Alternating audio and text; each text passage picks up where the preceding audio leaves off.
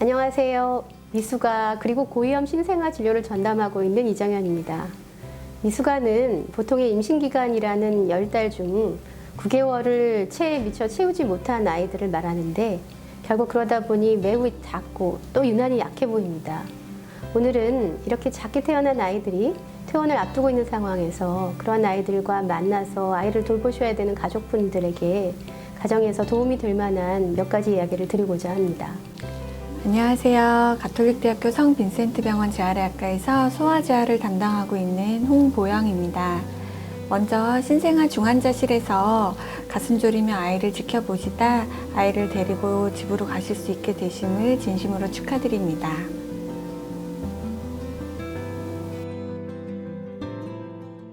퇴원을 한 이후에도 아이들에게 중요한 것이 있습니다. 비록 출생해서 한 달, 두 달, 심지어 3개월이 지난 현재의 시점에서도 아이들에 있어서 출생 당시 어머니 뱃속에서 얼마 만에 임신기간을 채우고 태어났나 하는 것은 이 시간 현재도 아이의 미래에 중요한 영향을 끼치게 됩니다. 이 얘기는 무슨 얘기냐 하면 비록 출생한 지 지금 100일이 지났다고 해도 이 아이는 아직 신생아입니다. 그 이유는 우리 아이가 어머니 뱃속에 여전히 있었다고 한다면 아마 지금도 이 아이는 예정뿐만 일이 아닐 겁니다. 결국 오늘 제가 강조하고 싶은 것은 가정에서 만나시게 되는 아이들의 여러 가지 모습 중 우리 아이는 아직도 태아와 비슷한 기능과 형태를 가지고 있다는 것을 기억해 주시면 좋겠습니다. 그런 면에서 신생아 중환자실 인큐베이터 내에서는 발견할 수 없었던 오히려 가정에서 어머님들이 더 먼저 감지하실 수 있는 신경 발달 이상에 대한 얘기를 간략하게 드리겠습니다. 신경 발달이라는 단어는 어머니들한테 생소할 수 있습니다. 아이들이 출생하면 고개를 가누고 뒤집고 일어나 앉고 서서 걷고 마치 당연한 것처럼 생각하십니다만 미숙아는 그렇지 않습니다. 특히 서두에 말씀드린 것처럼 어머니 뱃속에서 얼마나 빨리 나왔냐에 따라 지금 말씀드린 아이들의 행동 발달, 다른 말로 신경 발달 이상의 빈도가 크게 달라집니다. 미숙아로 태어났다고 하면 다들 걱정하시는데 너무나 일찍 태어난 미숙아만 아니라면 크게 후유증 없이 잘 자랍니다. 그러나 임신 기간 보통의 10달 중 8개월 혹은 7개월조차도 채우지 못하고 태어난 아이들은 인큐베이터 안에서 여러 가지 병마와 싸워 이겨냈다고 해도 가정에서 지내면서 그 시기에서야 드러나는 다른 병들을 보여주는데 이게 바로 신경발달 이상 질환들입니다. 특히 신생아 중환자실에서 시행한 몇 가지 머리 관련된 검사에서 이상이 있었던 아이들은 더욱 출생 이후 또 가정에서 돌보는 과정에서 육안상 보이는 의사들이나 혹은 어머니들이 감지할 수 있는 이상 행동들을 보일 수 있는데 이것이 퇴원 이후 외래진료에서 그리고 가정에서 어머님들과 저희가 같이 합심해서 모니터링 해야 되는 부분들입니다. 뇌실내 출혈, 이 단어는 익숙하신 분도 계시고 그렇지 않으실 수도 있는데 미숙아가 인큐베이터 내에 있을 때 하는 검사 중 머리 초음파라고 하는 검사를 통해 진단을 할 수 있습니다.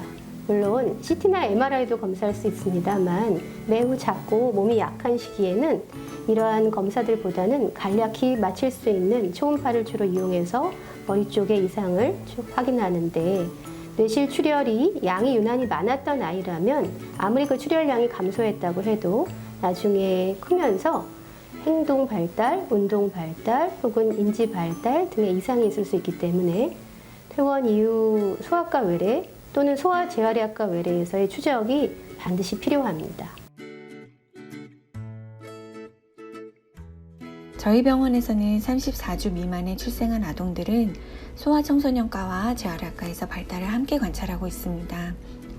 퇴원 준비의 일환으로 발달을 잘 봐야 하는 이유와 부모님들께서 꼭 아셨으면 하는 내용들을 짧게 말씀드리고자 합니다. 일반적으로 발달은 목을 가누고 기고 걷고 하는 대운동 발달과 물건을 잡고 세밀한 작업을 하는 미세운동 발달, 말을 하고 지적으로 사회적으로 성숙해가는 인지 언어 사회성의 발달, 이렇게 나누어서 관찰을 합니다. 어른 뇌 무게의 25% 정도로 태어나서 출생 후에도 뇌는 계속 발달을 하고 있고 사춘기 때가 되어야 뇌세포와 세포와의 연결망이 성인 수준으로 구축됩니다. 37주 미만 미숙아로 출생하였을 때에는 첫 2, 3년까지는 원래 출생 예정일로부터 나이를 계산한 교정 연령으로 발달을 확인하는데 일찍 태어났어도 뇌는 원래의 자기 속도대로 발달을 하기 때문입니다.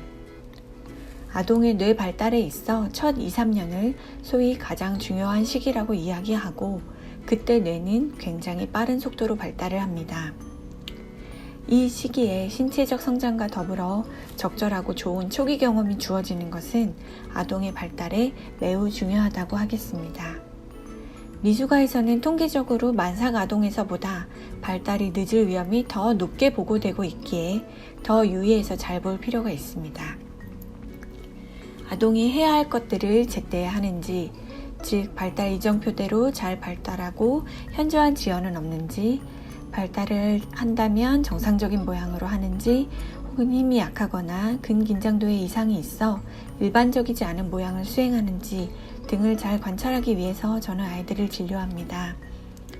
이것은 문제를 조기에 발견하여 조기 개입 혹은 조기 치료를 하기 위함입니다. 통상적으로 조기 치료라고 하면 24에서 36개월 이전부터 개입하는 것을 이야기하고 미숙아에서 조기 개입과 조기 치료는 인지와 운동 발달에 긍정적인 영향을 미쳤다고 알려져 있습니다.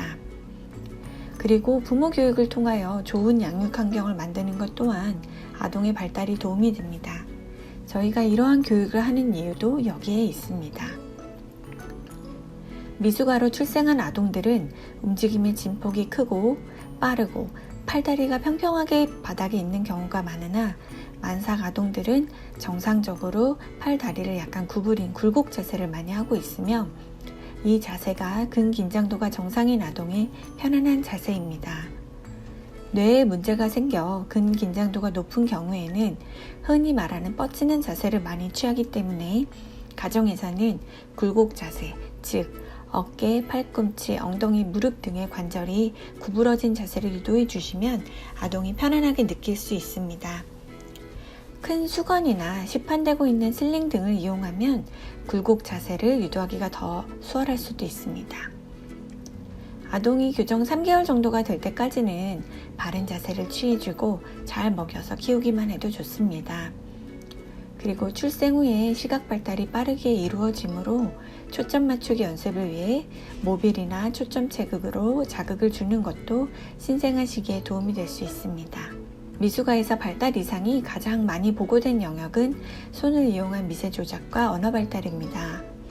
저희 병원 재활의학과 외래에서는 아동이 제때에 걷고 걷는 모양이 괜찮고 그 당시에 미세 운동과 언어 발달이 정상적인 경우에는 정기적으로 진찰하는 것을 멈추고 가정에서 관찰하시다 필요하실 때 내원하시도록 말씀을 드립니다.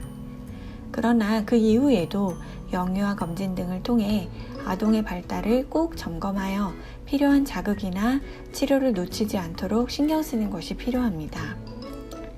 언어나 학습적인 면은 더 늦게 확인되는 경우도 많기 때문입니다. 아이들이 건강하게 잘 발달할 수 있도록 늘 응원하고 가정 내 평안하시기를 기원합니다. 미숙아의 운동 발달 촉진을 위한 자세에 대해서 말씀드리겠습니다.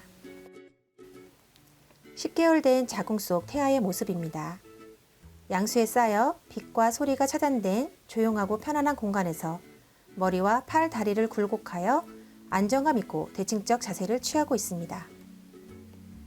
CT 기간 37주 미만에 태어난 미숙아들은 강한 빛과 소음에 직접적으로 노출되어져 있고 중력을 이기지 못하는 몸은 침대에 널브러져 안정되고 대칭적인 자세를 경험하지 못하게 됩니다. 또한 생존에 필요한 기구들을 달고 있어 다양한 자세를 취할 수 없습니다. 따라서 아이들에게 사두증과 같은 변형이 유발될 수 있고 전형적 운동 발달에 영향을 미칠 수 있습니다.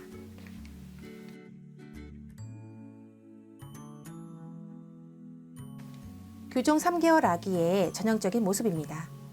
우리는 우리의 아기가 교정 3개월이 되었을 때 전형적 자세를 취할 수 있도록 다음과 같은 운동 목표를 세울 것입니다. 바로 누운 자세입니다. 1, 2개월 아동은 근육 조절이 미숙하고 먼시 반사가 존재해 매우 불안정합니다. 따라서 수건이나 수유 쿠션 등을 이용해 안정감 있고 대칭적 자세를 경험할 수 있도록 해주어야 합니다. 이때 머리가 한쪽으로 치우치지 않도록 가운데를 유지할 수 있게 만들어줍니다. 양쪽 어깨를 베개에 지지해 주어 아기가 쉽게 양손을 모으고 입으로 가져가 빠는 등 상지의 굴곡 움직임을 촉진시켜줍니다. 다리에서는 발차기 등을 유도해 복근과 하지 굴곡 근육의 활성화를 만들어줍니다. 옆으로 누운 자세는 아기가 쉽게 손을 가지고 놀면서 쳐다보는 등 자신의 신체에 대한 인지와 함께 눈, 손, 입의 협응 반응을 유도할 수 있습니다. 또한 외측에 있는 회전 근육들의 활성화를 촉진시킬 수 있는 자세이므로 자주 경험할 수 있도록 해주어야 합니다. 엎드려 누운 자세는 몸의 등 쪽 근육인 신장근의 활성화를 촉진시켜줍니다. 방법은 복부와 양쪽 팔꿈치에 체중이 지지가 되도록 만들어 고개를 쉽게 들 수 있도록 유도해줍니다. 이때 주의해야 할 점은 아직 고개 가누기가 미숙하므로 부모님의 관찰 하에 호흡에 무리가 없는지 꼭 체크하셔야 합니다. 미숙아는 무력한 상태로 태어나 자신의 몸을 조절하기 어렵고 스스로 자세를 바꿀 선택의 여지가 없습니다. 바로 눕거나 엎드리거나 옆으로 누웠을 때 활성화되는 근육이 다르므로 바르고 다양한 자세의 경험을 통해 전형적인 운동 발달을 이끌어낼 수 있도록 유도해 주시기 바랍니다. 지금 태어난 2.5에서 3kg 정도의 신생아는 보통 1회에 40에서 60ml씩 2-3시간 간격으로 하루에 8에서 10회 수유합니다. 이렇게 하면 하루에 약 400에서 600ml 정도를 먹게 되는데 수유할 때 걸리는 시간은 20에서 30분 정도가 적당합니다. 우유의 온도는 보통 40도 정도로 손목 안쪽에 한 방울 떨어뜨려 보아 따뜻한 정도로 생각하면 되겠습니다.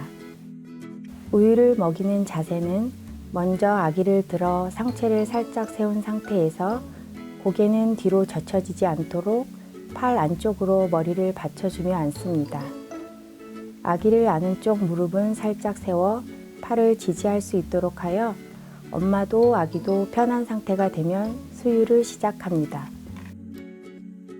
편안한 자세가 되면 우유병으로 입 주변을 한두 번 건드려 주어 아기가 입을 크게 벌릴 때 아기의 혀가 밑으로 내려왔는지 반드시 확인하고 젖꼭지를 혀 가운데에 놓아줍니다. 아기가 빨기 시작하면 우유병을 약 45도 정도로 유지하고 아기의 입술로 젖꼭지 전체를 감싸 물 수 있도록 하며 젖꼭지 안쪽으로는 우유가 들어차도록 하여 공기를 함께 삼키지 않도록 합니다. 우유를 먹는 도중 사례가 들리는 경우라면 즉시 우유 먹기를 중단하고 아기를 앞쪽으로 기울여서 등을 두드려 주어야 합니다. 만약 사례가 자주 걸리는 아기라면 턱을 당겨 고개를 좀 더 숙이게 하고 한쪽으로 고개를 돌려 우유를 먹이는 방법이 좋습니다. 우유를 먹을 때 입술 주변이 꼭 다물어지지 않아 공기 새는 소리가 들리거나 입술 사이로 우유가 새는 모습이 있다면 젖병을 쥔 손을 조정하여 세 번째 손가락으로는 아기의 볼을 눌러주고 네 번째 손가락으로는 아래턱을 살짝 받쳐주어 입술 닫기를 도와줄 수 있습니다. 우유를 다 먹였다면 트림을 시켜주어야 합니다. 아기는 위식도가 짧고 평평하여 쉽게 토할 수 있기 때문에 천천히 부드럽게 들어올려 트림을 시켜줍니다. 아기의 등을 곧게 펴듯이 안고 두드려주거나 척추를 따라 위에서 아래 방향으로 부드럽게 쓸어내려 줍니다. 수유 시간은 아기와 부모의 애착을 형성하는 가장 중요한 시간이라고 할 수 있습니다. 단순히 영양적인 부분을 넘어 정서적인 안정감을 줄 수 있는 수유 시간이 아기에게도 부모에게도 즐겁고 편안한 시간이 되어야 합니다. 수유 시간 동안 행복한 감정의 교류가 있다면 신생 아기의 좋은 애착 관계를 형성할 수 있습니다.